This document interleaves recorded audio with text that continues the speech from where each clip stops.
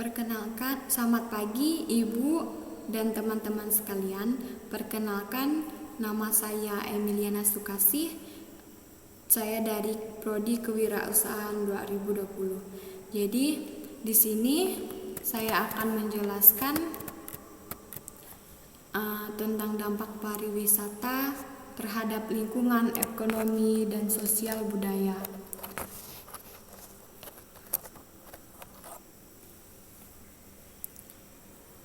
Sebelum kita masuk lebih dalam lagi, jadi kita akan mencari tahu apa itu pariwisata. Nah, pariwisata adalah perjalanan wisata yang dilakukan secara berkali-kali atau berkeliling, baik secara terencana maupun tidak terencana, yang dapat menghasilkan pengalaman total bagi pelakunya.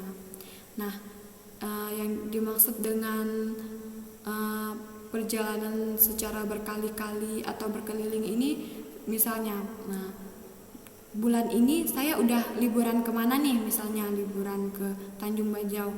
Jadi bulan depan saya mau ke Pontianak nih, mau jalan-jalan ke Pontianak, mau ke mallnya Pontianak, seperti itu. Nah, yang dimaksud dengan terencana maupun tidak terencana jadi seperti ini. Seperti kan tadi, bulan ini saya sudah ke sini, jadi bulan depan saya mau ke sana. Itu yang disebut dengan terencana. Nah, yang tidak diterencana ini misalnya ada dana nih. Nah, wah, ada duit, ada uang, misalnya begini. Saya ini sebenarnya mau pergi kayak mau pergi, misalnya saya ke Bengkayang gitu. Sekarang mau kuliah di sini. Tiba-tiba ketemu sama temen nih. Yuk, sebelum kita masuk ke kampus, masuk kuliah, yuk kita jalan-jalan dulu ke Sentanga Lestari gitu. Nah, itu kan tempat wisata. Nah, itu kan tidak direncanakan mau ke sana, tiba-tiba aja diajak sama teman. Jadi gitu. Perjalanan wisata ini kan menjadi menghasilkan pengalaman bagi kita. Nah, seperti kan saya ke bulan lalu ke Singkawang. Pengalaman saya ke Singkawang ini rasanya begini. Nah, kemarin saya jalan-jalan ke Sentanga Lestari.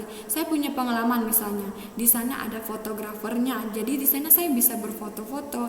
Nah, juga di sana tuh ada ada penyewaan baju. Jadi saya bisa menggunakan bajunya orang Jepang nih di sana.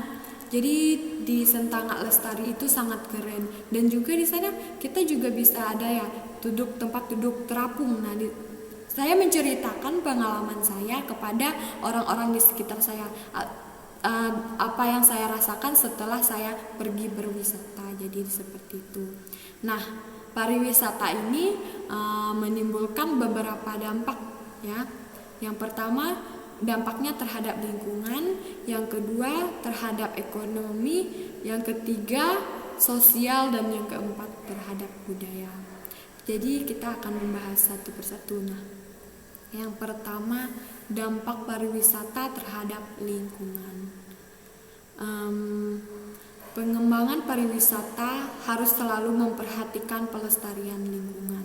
Nah, yang dimaksud nih harus memperhatikan pelestarian lingkungannya. Seperti kan kita mau bangun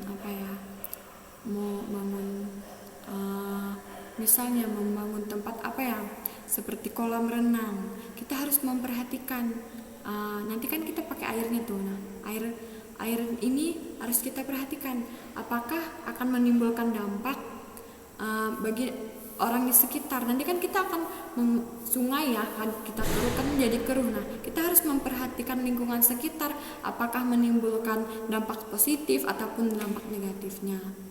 Nah, jika tidak dilakukan akan menimbulkan dampak justru kerusakan bagi kawasan wisata tersebut. Misalnya malah tadi mau bangun bangun kolam, jadi malah merusak gitu, malah menimbulkan jadi membuat air keruh dan kotor, sehingga orang-orang di sekitar kita menjadi tidak enak, tidak nyaman karena air tersebut kan kotor, di mana orang gunakan untuk mandi lah, untuk mencuci pakaian atau dan sebagainya kan. Nah, Selain itu juga ada dampak negatif lainnya ya. Yang pertama, polusi udara. Nah, di mana banyak sekali orang-orang kan pastinya menggunakan kendaraan seperti motor, mobil. Nah, di dalam motor dan mobil itu kan akan keluar asap kendaraan itu. Nah, asap kendaraan itu kan yang menimbulkan polusi udara, di mana setelah tidak sengaja menghirup asap motor jadi jadi bersin-bersin, jadi batuk-batuk kan itu. Nah, yang kedua polusi air seperti yang saya bilang tadi. Jadi air tersebut jadi keruh, kotor. Jadi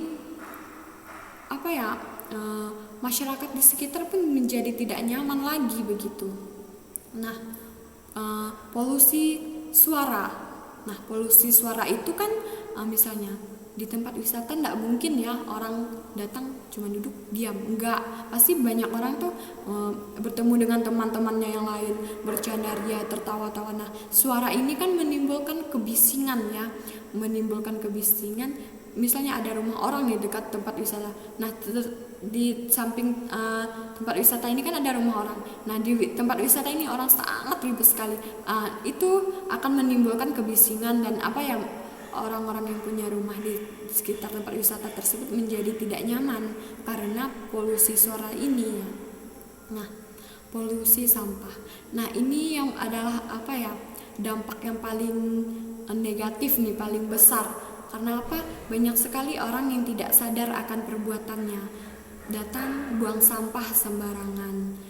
Abis misalnya makan permen nih, tinggal buang aja. Nah, kalau satu dua orang, nanti kalau semua orang yang melakukan itu datang seenaknya buang sampah. Nah, kan setelah mereka pulang, coba deh lihat bekas-bekasnya. Sampah menjadi berserakan, sampah ada di mana-mana.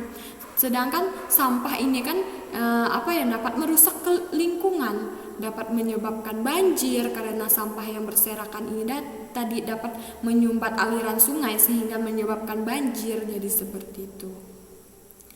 Selanjutnya, rusaknya siklus arkeologi dan sejarah. Nah, yang ini nih misalnya Candi Borobudur ya. Di Candi Borobudur, orang-orang datang dengan seenaknya datang tinggal mencoret-coret candi tersebut. Padahal kan itu adalah tempat bersejarah, tempat yang paling dijaga. Seenaknya mereka mencoret-coret dinding tersebut. Itu menjadi rusak, menjadi tidak enak lagi dipandang ya kan. Jadinya bukan terlihat lagi seperti tempat wisata, jadi malah kayak tempat tempat yang sangat tidak pantas lagi lah. Kalau misalnya dicoret-coret itu kan nggak bagus ya, jadi tidak terjaga. Nilai sejarahnya pun menjadi hilang begitu.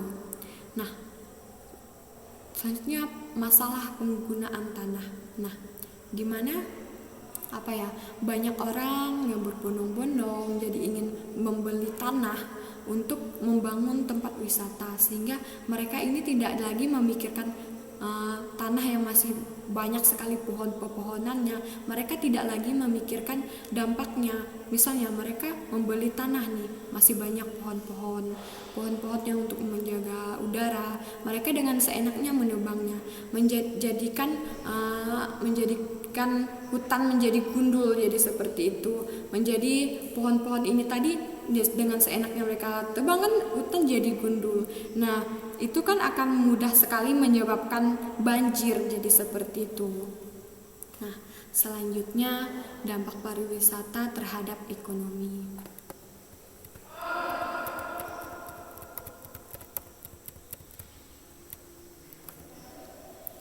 Dalam sektor ekonomi, pariwisata merupakan salah satu sarana yang tepat dalam kemajuan ekonomi masyarakat lokal maupun global. Jadi di dalam sektor ekonomi tersebut, pariwisata ini sangat berpengaruh bagi masyarakat lokal maupun global. Di mana bagi masyarakat lokal kan akan menimbulkan keuntungan seperti jika masyarakat luar banyak berdatangan, begitu kan mereka jadi jadi bisa membangun usaha seperti itu. Banyaknya lapangan pekerjaan yang muncul mulai dari rumah makan, layanan wisata, hingga bisnis cenderamata yang telah berhasil membantu pemerintah mengurangi tingkat pengangguran dan sumbangan devisa bagi kas negara yang meningkat juga menjadi salah satu dampak positifnya. Nah, ini adalah dampak yang paling baiknya ya, dampak positif yang paling bagus. Karena apa? Kita dapat membantu pemerintah untuk membangun lapangan pekerjaan. Seperti yang kita tahu kan, di Indonesia itu banyak sekali pengangguran. Karena apa? Mereka tamat SMA tuh tidak mau lagi kuliah, dengan seenaknya di rumah aja gitu, tidak mau bekerja, tidak mau berusaha. Karena apa? Juga di Indonesia ini sangat sulit ya mencari pekerjaan, harus ada ijazah, harus tamatan S1 lah, tamatan S2 baru bisa bekerja. Di Indomaret aja kita harus tamat D3 ya untuk dapat kerja di Indomaret, sedangkan yang orang Indonesia itu rata-rata tamat SMA udah gitu. Nah, jadi kalau ada kita membangun tempat pariwisata, jadi itu akan menimbulkan keuntungan yang sangat besar. Karena apa? Kita bisa membangun lapangan pekerjaan bagi mereka yang membutuhkan. Seperti kalau kita membangun membangun tempat wisata seperti Tanjung Bajau, kita kan membutuhkan tukang parkir, tukang bersih-bersih, kasir dan sebagainya, ya kan? Nah, nanti kan kita juga di sana kan juga membutuhkan seperti tempat nyantai gitu, kayak orang-orang bisa berjualan di tempat wisata tersebut gitu, kayak di Pasir Panjang ya banyak orang sekali berjualan. Nah, di situ kan adanya peluang bagi orang-orang untuk bisa bekerja, bisa menghasilkan uang, dan kita juga bisa membantu para pengangguran seperti menyuruh mereka menjadi tukang parkir, ataupun menjadi tukang bersih-bersih, jadi seperti itu. Nah, kita juga bisa membangun rumah makan nih, seperti kalau orang-orang habis, misalnya ada tempat wisata yang punya kolam renang, banyak orang kan kalau udah selesai berenang pasti kelaparan nih. Nah, keuntungan besar itu kalau kita membangun rumah makan di dekat tempat wisata. Kenapa? Orang-orang yang lapar tuh bisa datang ke tempat kita untuk makan gitu. Seperti kita bikin rumah makan nasi padang seperti itu. Banyak orang tinggal pilih mau makan apa, jadi seperti itu kan. Nah, juga ada layanan wisata. Misalnya nih, di Sangaledo kan ada Arum Jeram di Riam Jugan, dimana kita bisa di sana ada layanan wisatanya seperti perahu karet itu ya, mereka bisa main arum jeram menggunakan itu. Ada layanan wisatanya, di situ punya keuntungan sekali karena dipungut biaya aja ya, satu orangnya 50.000. Nah, coba kita pikirin, ada 20 orang dalam sehari berapa? Sudah sangat untung sekali. Nah, selanjutnya bisnis cenderamata. Nah, bisnis cenderamata ini yang paling sangat banyak sekali orang-orang yang pergi untuk berwisata sangat senang untuk mencari cendeраmatanya, oleh-oleh ya, misalnya ke Singkawang nih cendeраmatanya. Seperti di Singkawang kan cenderamata yang ada tuh dari baju yang ada tulisannya I love Singkawang. Nah, gantungan kunci cenderamata itu, gantungan kunci yang tulisannya I love Singkawang itu kan sangat untung sekali, banyak orang yang mau membelinya, dan juga harganya tidak terlalu mahal. Itu kan sangat untung sekali untuk kita. Batok kelapa bekas kita buat untuk gantungan kunci aja itu udah bernilai sekali ya kan. Seperti juga stik-stik bekas es krim bisa kita buat untuk menjadi cenderamata, jadi seperti itu.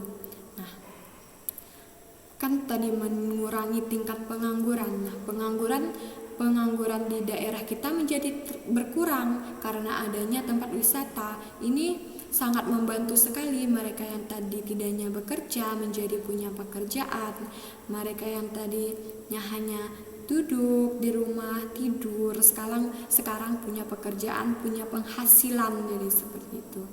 Dan juga sumbangan bagi devisa kas negara yang meningkat juga menjadi salah satunya. Ya, karena apa? dari tempat wisata tersebut pastinya akan dipungut pajak kan, ya jadi seperti itu. Nah pajak ini kan buat negara. Nah berkat kalau kita membangun tempat wisata ini, jadinya apa ya, hasil dari pajak ini tadi kan bisa untuk negara. Nah negara jadi punya apa nih, punya uang devisa negara yang sangat besar. Nah jadi di daerah-daerah yang masih apa ya, jalannya masih banyak yang rusak, belum dibangun ini itu, nah nanti kita dari uang pajak ini bisa untuk negara. Nah negara bisa membangun jalan bagi orang gitu, membangun jalan sehingga jalan itu nggak ada lagi jalan yang berlobang-lobang, jalan yang masih tanah seperti di itu ya, di Jagoi Babang. Di Jagoi Babang itu ada perdalaman yang dulunya jalan itu ya hanya jalan tanah yang banyak batu-batunya. Sekarang jalan tersebut sudah mulus sekali dan sudah sangat lebar dan mulus sekali. Itu karena apa? Karena dari uang pajak negara, karena sumbernya dari mana? Dari devisa negara. Jadi seperti itu. Jadi pariwisata ini dampaknya sangat besar sekali bagi perekonomian negara karena dapat membantu seperti itu. Nah, selanjutnya dampak pariwisata terhadap sosial dan budaya. Nah, dengan pesatnya perkembangan industri pariwisata, maka akan membawa pemahaman dan pengertian antar budaya melalui interaksi pengunjung wisata atau turis dengan masyarakat lokal tempat daerah wisata tersebut berada. Jadi akan seperti misalnya nih orang-orang bule nih datang ke Kalimantan, pengen nikmatin suasana riam-riam yang ada di Kalimantan. Nah itu kan keuntungan sekali bagi kita. Nah kita juga bisa belajar bahasa Inggris, ya kan? Kita bisa belajar bahasa Inggris untuk berinteraksi dengan mereka. Nah kita juga bisa belajar bahasa Inggris dan mereka juga bisa belajar bahasa Indonesia. Itu keuntungan sosialnya karena kita saling berkomunikasi, belajar satu sama lain, kita mempelajari bahasa mereka, mereka mempelajari bahasa kita. Gak usah jauh-jauh deh kalau dari luar negeri ke tempat kita. Misalnya aja di Kabupaten Bengkayang ini kan punya banyak sekali bahasa daerah yang berbeda-beda.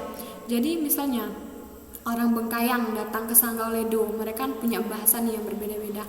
Mereka bisa belajar bahasa orang Sanggauledo, bisa belajar bahasa orang Bengkayang bisa belajar bahasa orang Sanggauledo. Jadi mereka saling berinteraksi sehingga bisa mempelajari bahasa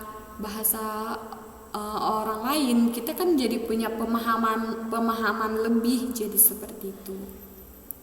Nah, dari interaksi inilah para wisatawan dapat mengenal dan menghargai budaya masyarakat setempat dan juga memahami latar belakang kebudayaan lokal yang dianut oleh masyarakat tersebut. Nah, masyarakat wisatawan ini kan mengenal dan menghargai budaya masyarakat. Nah, kalau mereka datang di tempat tersebut kan mereka pasti bertanya, apa sih filosofi dari tempat ini, ada cerita apa sih dari tempat ini kan. Jadi pasti orang bertanya seperti itu. Nah misalnya di Sanggauledo punya ada riam ya, namanya Riam Mangoy. Nah di situ masyarakat Sanggauledo itu kalau ada acara Dayak seperti mereka itu setiap tahunnya ada pencucian tengkorak. Tengkorak itu tengkorak kepala orang-orang zaman dahulu yang katanya tengkorak kepala orang yang berperang dulu begitu. Mereka setahun sekali melakukan pencucian. Nah di Riam Mangoy tersebut, nah sekarang Riam Mangoy tersebut dibangun menjadi tempat wisata. Yang dulunya kalau kita turun itu jalannya sangat licin sekali. Sekarang tempat itu ada dibangun tangga tersebut menjadi ada tangga kan, jadi cantik sekali. Jadi tempatnya sekarang itu sangat bagus sekali. Banyak sekali orang-orang dari luar berdatangan untuk untuk ingin tahu seperti apa sih Riam Mangoy tersebut. Nah di situ kan banyak orang juga tahu seperti tadi tuh saya bilang pencucian tengkorak tadi itu kan. Nah jadi Riamango ini identik sekali dengan acara Dayak. Di situ mereka sering pencucian tengkorak. Nah, setelah karena sering kan setiap tahunnya tuh mereka melakukannya. Jadi mereka bilang sama pemerintah setempat untuk membangun tangga. Jadi setelah dibangunnya tangga ini dan dipercantik lagi jalan-jalannya, jadi banyak sekali wisatawan yang ingin datang, ingin mandi di situ, menjadikan tempat tempat berfoto. Seperti kan selebgram kampung lah kita bilang ya. Mereka pergi untuk berfoto di tempat itu karena penasaran seperti apa Riam Mangoe tersebut. Riam tersebut sangat cantik karena ada tangganya ya. Di mana dan juga dari interaksi inilah para wisatawan dapat mengenal dan menghargai budaya masyarakat setempat dan juga memahami latar belakang kebudayaan lokal yang dianut oleh masyarakat tersebut. Nah, mereka kan udah tahu nih tempat Riam tersebut kan tempatnya orang sering melakukan kebudayaan. Jadi mereka datang ke situ tidak dengan sembarangan seperti berbicara kasar, melakukan hal yang tidak baik. Di situ kan sangat tidak diperbolehkan karena mereka datang ke situ dan mencari tahu. Jadi sudah dijelaskan sehingga mereka bisa menghargai tempat tersebut, tidak mengotorinya dengan perkataan atau perbuatan mereka. Karena katanya kalau kita melakukan berbicara nih, misalnya berbicara tidak baik di situ akan mengotori tempat tersebut. Jadi ceritanya tuh kayak nanti yang menjaga tempat di situ marah, katanya begitu. Nah, jadi kan masyarakat jadi menghargai dan juga mereka tidak dengan seenaknya merusak tempat tersebut karena kan itu tempat kebudayaan orang-orang Dayak gitu. Dan juga mereka menjadi memahami latar belakang kebudayaan lokal masyarakat setempat tersebut begitu. Nah, jadi sekian presentasi dari saya. Kurang dan lebihnya saya minta maaf. Selamat siang dan terima kasih.